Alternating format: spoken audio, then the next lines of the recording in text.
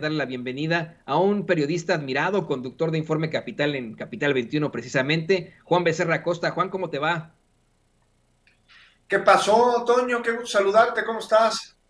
Es un placer, muy bien, aquí listos para dialogar una vez más aquí en Sin Censura. Me da un gusto enorme poder compartir micrófonos contigo y con un tema que es verdaderamente interesante. El gran regreso de Citlali Hernández para exhibir a personajes de lo más ignorantes que representan precisamente a la peor generación del Partido Acción Nacional. Personajes como Lili Telles, personajes que exhiben esa pues muy pobre intelectualidad que tienen. ¿Qué te parece si comenzamos con ese tema, querido Juan? Pues ya decíamos, Toño, la semana pasada aquí que vivimos tiempos de enormes, de grandes definiciones en México, y esto lo vimos durante las discusiones en el legislativo, ¿no? De domingo, de lunes, del día de ayer, quedando pues más que claro que nuestro país tiene dos posturas que están absolutamente encontradas, Toño. Una, que bajo el sentido de una ley eléctrica deja ver a sus protagonistas, por un lado, el pueblo, porque ha sido protagonista aquí, y un pueblo que por primera vez se sabe escuchado por un gobierno, uno que eligió y que le está respondiendo, y por el otro lado vemos a aquellos que pues no entienden al pueblo porque les vale, porque no lo conocen, porque no tienen menor interés de conocerlo, porque sus intereses son otros, son particulares, y en esa particularidad pues están ahí privados y extranjeros ajenos al bien común, apegados a privilegios de pocos sin importar su costo a los más, ni a la nación, ni ellos mismos a la larga, porque la reforma eléctrica convenía a todo el mundo a la larga.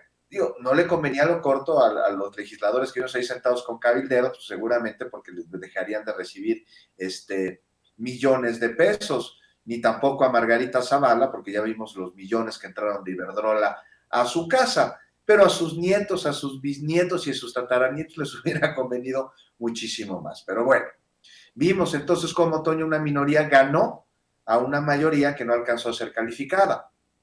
Y es una minoría representada por muchos diputados que a su vez pues se representan a sí mismos, no al pueblo. Y en este sentido se alían por conveniencia personal con cabilderos que a su vez son operadores de empresas voraces y de gobiernos que siguen viendo a México como un lugar que pueden saquear, pues porque eso han estado acostumbrados. Y también vimos, Toño, a un presidente que, caray, es un animal político que construyó desde hace meses un escenario en el que cualquiera que fuera el resultado ganaba de una manera u otra. Y no hay duda, o sea, por supuesto que el triunfo de la aprobación de la reforma eléctrica, pues, era algo que se esperaba, pero el presidente no dejó todos los huevos en esa canasta, sabiendo de los intereses y de las resistencias que existen por parte de poderes fácticos a que nuestro país tenga soberanía energética, autosuficiencia y con ello pues dejar de recibir enormes ganancias en el corto plazo ahí para los diputados de oposición y para estas empresas que tienen largos tentáculos. Pero entonces, Toño, rápidamente, ¿qué se hizo? Mira, se discutió esta reforma, se creó un parlamento abierto, que se transmitió todos los días con muchos foros en los cuales los argumentos, por llamarlos así, de los opositores a la reforma fueron una y otra y otra y otra vez contestados y evidenciados como inexactitudes, como falacias, como interpretaciones sesgadas. Y todo esto ante la postura, ¿no?, de distintos especialistas que dejaron más que claro la conveniencia para todos de la reforma. Y ¿sabes qué? El pueblo escuchó y lo hizo, ¿no? Bajo las consecuencias, además de una reforma peñanietista que encareció el costo de las energías, que entregó los recursos extranjeros y que se dirige, ahí va, a la terrible situación que están viviendo en Europa, por ejemplo, con el alto costo de las energías. Y entonces se dio un movimiento ciudadano a favor de la reforma con el cual quedó claro que los diputados tienen que ser representantes populares y que es al pueblo a quien tienen que escuchar. Y en ese sentido debe ir su voto. Y por primera vez de manera masiva se dio una exigencia a los legisladores para que votaran a favor de un proyecto de nación, no de uno particular, y con movilizaciones que no solo fueron en redes, sino en la calle, en San Lázaro, con marchas, con consignas, se tocó la puerta de los representantes, una que ellos nomás no abrieron, los de oposición, incumplieron con ellos su compromiso. porque no son, insisto, empleados transnacionales, tienen que ser representantes populares. Bueno, el papel, porque lo que hicieron en la acción ya vimos que fue, y votaron como sabemos que lo hicieron en contra del mandato popular que los llevó a su curul. Y parece que no supieron ni saben el costo de lo que acaban de hacer, ¿no? O sea, el presidente y con él el pueblo de México ganó. ¿Qué ganó? Es lo que se preguntan.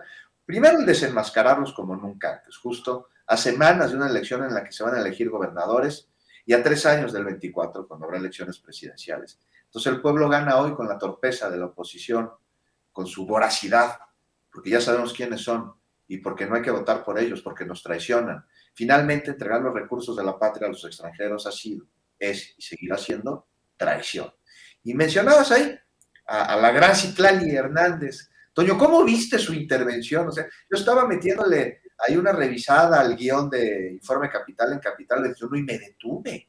O sea, tuvo de llamar la atención, ¿no? A mí me hizo sentir orgulloso de tener este tipo de representantes, Juan. Yo quiero siempre decir que soy apartidista, que no estoy aquí para defender ni a López Obrador, ni a la Cuarta Transformación, ni a Morena, pero honestamente, de conocer a esa senadora Citlali, me hizo sentir representado, me hizo sentir, pues vamos, orgulloso de una política muy joven, que yo sí considero en algún momento también podría llegar a ser presidenta, y que en todo caso exhibe a los que tienen que ser exhibidos, a esos que no nos representan, Juan. Un personaje político como es Citlali Hernández, con congruencia, que es lo que siento le hace falta muchísimo a los políticos. Es un personaje que se parece a Andrea Chávez en su congruencia, que vamos, pues le pone una verdadera tunda a alguien tan ignorante como Lili Telles y la pone en su lugar. Eso es muy, muy importante. Es lo que hace falta. Vamos, me hizo sentir que ganó el pueblo en esta. Este asalto lo ganó el pueblo. No lo ganó Citlali, no lo ganó Morena, no lo ganó la Cuarta Transformación. Siento que ahí el pueblo le ganó a Lili Telles, querido Juan. Así es, y el pueblo ganó enormemente avanzar en participación ciudadana y en politizarse en favor de los intereses de la nación con toda esta discusión sobre la reforma eléctrica. Oye, pero qué osadía, ¿no? Además de quejarse, esta Lili Telles utiliza el Pleno como set de telenovelas, interpreta muy torpemente el papel de legislador en una más de sus experiencias histriónicas, ¿no? Y llega la que es, pues siempre sale con el sable desenvainado y ahora se queja de violencia y de ser exhibida. Perdón, pero la violencia, como señala magistralmente ayer Citlali, es de ellos. Y si se sienten exhibidos es porque son traidores. Y no los exhibe un partido, los exhibe y les reclama el legítimo derecho del pueblo de México al hacerles saber a sus legisladores que no están de acuerdo con la función que están desempeñando. Un pueblo que ya está harto, que ya está cansado de abusos y que está como nunca antes despierto para evitar que sigan sucediendo. Y las urnas, esto lo van a decir. Y Citlali Hernández, pues yo la extraño en el Senado. Ayer tuvimos la oportunidad de entrevistarla, Azul Alzaga y yo. Terminando la sesión, nos dio entrevista y al final le preguntamos qué pasaba. No, ya me dice, ya terminé esta sesión, yo me regreso al partido. Pues la vamos a seguir extrañando como legisladora, a pesar del buen desempeño y contrapeso que pone dentro del partido Morena. Pero hay relevo, dice el presidente, ahí lo estamos viendo.